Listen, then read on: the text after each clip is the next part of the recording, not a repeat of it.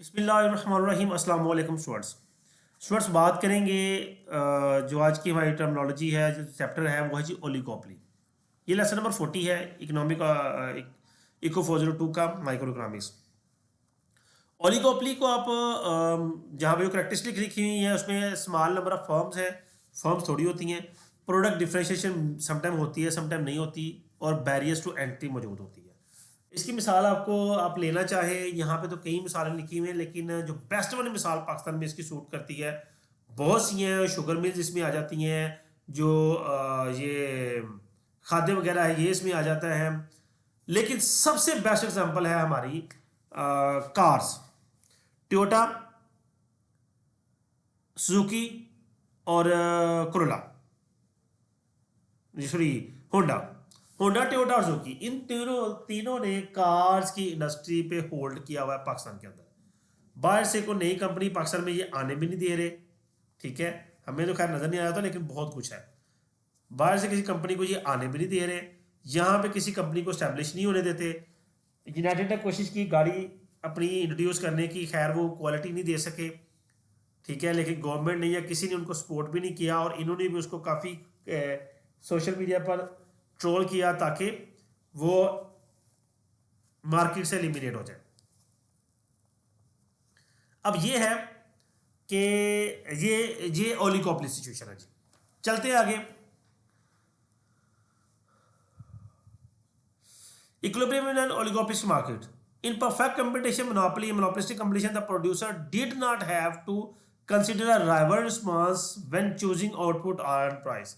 Ji, in oligopoly, the producer must consider the response of competitors when choosing output and price. हाँ, हमारे जो beverages हैं Coke और Pepsi, ये भी इनमें भी एक ओलिगोपोली सिचुएशन है। इसको बिजनेस कम्बिनेशन के जुमरे में भी ले सकते हैं कि दो तीन चार बिजनेस आपस में कंबाइन कर लेते हैं, फिर अपनी मर्जी से ये प्राइसेस सेट करते हैं। किसी और में भी कंपेटिटिव जो प्राइस है कंपटीशन में वो इतना इफेक्ट नहीं कर रहा होता, ना मोनोपोलिस्टिक कंपटीशन में ना मोनोपोली में। परफेक्ट कंपटीशन में तो वैसे ही आप चलते ही मार्केट डिमांड फोर्सेस के हवाले से है ना, डिमांड सप्लाई फोर्सेस। लेकिन इसके अंदर जब आप प्राइस सेट कर रहे हैं या आउटपुट कितनी जनरेट करनी है सेट कर रहे हैं, आप कंपेटिटर के रिस्पॉन्सेज को देखते हैं। Define equilibrium, firms doing the best they can and have no incentive to change their output और प्राइस। फर्म जो है वो अपना बेस्ट दे रही होती हैं और उन्हें प्राइस चेंज करने या आउटपुट पर कोई इंसेंटिव नहीं मिल रहा होता। All firms assume competitors are taking rival decisions into account. और फर्म्स ये कंसीडर करते हैं जितने हमारे कंपेटिटर्स हैं वो हमारे राइवल डिसीजंस ले सकते हैं।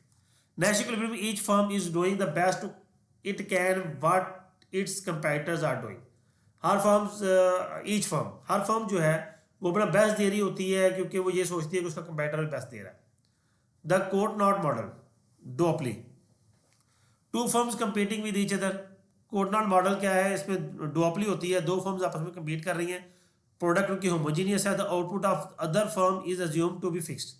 एक फर्म के प्रोडक्ट को हम फिक्स अज्यूम करते हैं तो फर्म वन के आउटपुट जो है इसमें 12.5 क्वालिटी या 25 है या 50 है। तो इसमें आप लोग देख लें डिमांड जो है ये D1 है, उसके बाद D150 है, मार्जिन रेवेन्यू है, ग्राफ अजीबोगरीब किस्म बनाया तो firm one thinks firm two. अच्छा छोड़े ग्राफ को, आगे चलते हैं, रिएक्शन फारिग कराएं इसको भी। Linear demand curve an example of the Cournot equilibrium. क्या होता है जी इसमें डुओपोली में market demand is P is equal to 30 minus Q, where Q is equal to Q1 plus Q2। Quantity 1 quantity 2 दोनों को मिला के Q बनाया जाता है और हमारी मार्केट डिमांड। ये एक ना कर्व खुद डिजाइन किया गया है, समझ लें कि मार्जिनल कॉस्ट 1 इक्वल है मार्जिनल कॉस्ट 2 के इक्वल है 0 के।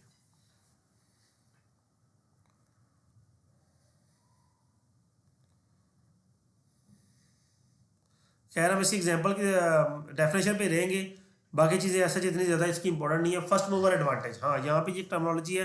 फर्स्ट मूवर एडवांटेज क्या होता है कि वो फर्म जो पहली दफ़ा अपनी प्रोडक्ट को लॉन्च कर रही है, फर्स्ट मूवर आ रही है, वो उसका एडवांटेज किस तरह से हासिल करते हैं। Assume one firm can set output first, उसकी मार्जिनल कॉस्ट इक्वल टू 0 हो गई।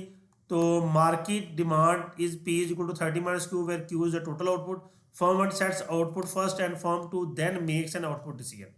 फॉर्मल आउटपुट सेट करके जिस तरह पेप्सी अक्सर करती है, कोक भी बाद में डिसीजन कर रही होती है। कोई नई प्रोडक्ट लॉन्च करेंगे। फिर प्राइस कंपटीशन है, competition in the oligopolistic industry में occur when the price instead of output. The Bertrand model is used to illustrate price competition in an oligopolistic industry the homogeneous goods. अजीब बात की है उसने कि कंपटीशन द ओलिगोपोलिस्टिक इंडस्ट्री में occur when price instead of output.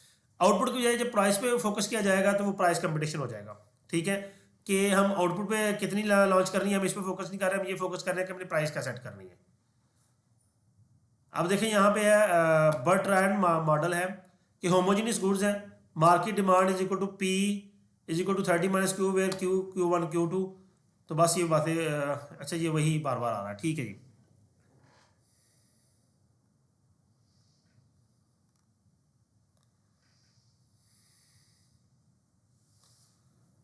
जी हमारा यहीं तक था। नेक्स्ट इंशाल्लाह कंपटीशन वर्सेस कोलिजन है, ये नेक्स्ट क्लास में इंशाल्लाह देखेंगे। जिस रोड से उम्मीद करता हूँ ये लेक्चर आपके लिए अंडरस्टैंडिंग होगा। वीडियो को लाइक कीजिएगा, कमेंट कीजिएगा, अपना ख्याल रखिएगा। अल्लाह हाफिज़।